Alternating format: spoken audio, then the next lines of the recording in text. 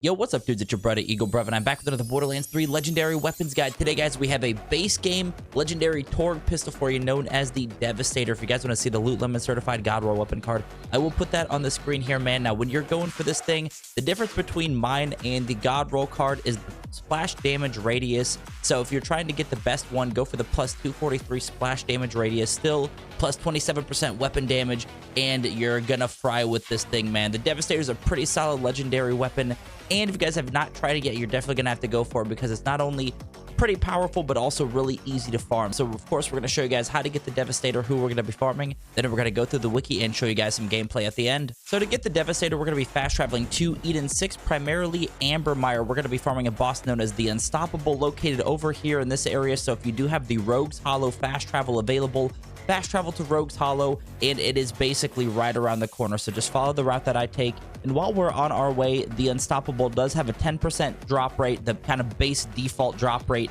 for these dedicated drops. So 10% drop rate, gonna spawn right over here, and you can see there is the Devastator drop. Also, if you guys want to see this one-shot Zane build, I will put that in the description because this thing is an absolute beast, especially when farming for these legendary weapons. One of the best builds that you could get to make your farms a lot easier and quicker. But there it is, man. There is the Devastator. Now let's go ahead and jump into the wiki and show you guys some gameplay. Devastator is a legendary pistol in Borderlands 3 manufactured by Torg. It is obtained randomly from any suitable loot source, but has an increased chance to drop from the Unstoppable located in Ambermire on Eden 6. The special weapon effects, the red text says, Hail, reduced projectile speed, increased mag size and blast radius, minus 55% recoil, plus 450% spread, fires 2-round bursts, no alternative firing mode. The usage and description says the Devastator remains largely unchanged from its previous appearance in Borderlands 2.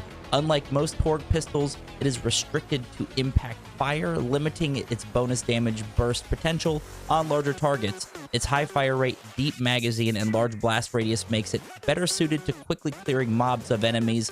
Unlike dull weapons, the user must release the trigger between firing bursts. So as I'm going through this, man, the wiki basically nails it. Like, when it comes to those badass, the bigger enemies, more so these heavyweights, it didn't really do too much damage to it, but the other enemies, man, it was absolutely shredding. So if you're in an area where there's a lot of enemies, that's really going to be where this thing's going to shine. And you guys are probably wondering, I feel like I've seen this weapon before. It was a Seraph weapon in Borderlands 2 as well. So of course, if you guys have gotten the Seraph weapons, you have ran the Devastator in Borderlands 2. But there it is, man. There is the Devastator. Again, a pretty solid weapon.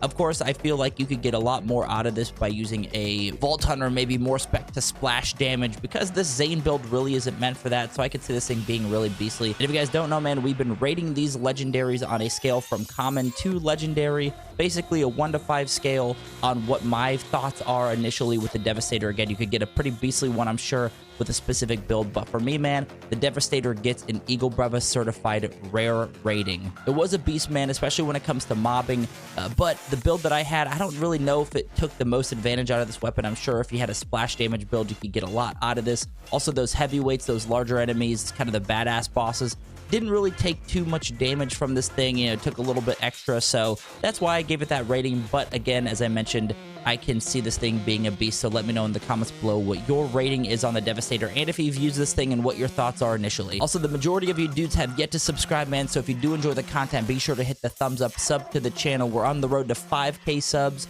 So we're going to be cranking these Borderlands 3 legendaries out. I know Borderlands 4 is coming out end of the year, so we're going to be trying to get all these legendaries out for you guys and trying to crank them out before Borderlands 4 rolls out. And if you guys don't know, we're also going to show you what this thing does against Captain Trant at the end of the video. Yeah, you might have guessed it doesn't really do too much damage to Trant, but stick around for the gameplay on that. And as always, dudes, I appreciate you guys for stopping by, and I will catch you guys in the next one. Peace.